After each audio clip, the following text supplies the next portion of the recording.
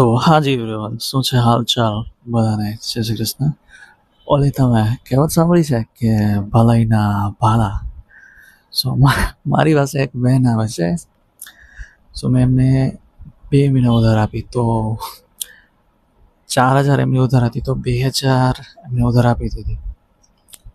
મેં એમને કીધું કે 2,000 તમારા બાકી છે તો મને આપી દો, કે આ મહિને થઈ શકે એમ છે નહીં, કારણ કે મારા પપ્પાની તબિયત ખરાબ છે.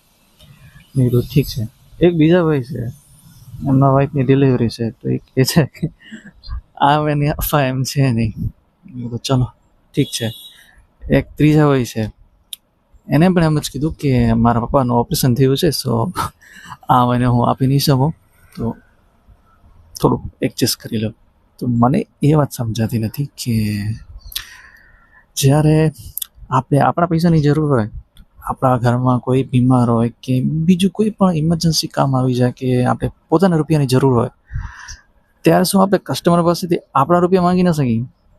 અને બાય ચાન્સ કદાચ એવી જરૂર પડે તો એમ તો કહી શકીએ ને કે યાર આપણે ઉધાર રાખીએ છીએ, તો આપણે 1 મહિનાનો એડવાન્સમાં આપો પેમેન્ટ મને, પછી તમે માલ લઈ જજો.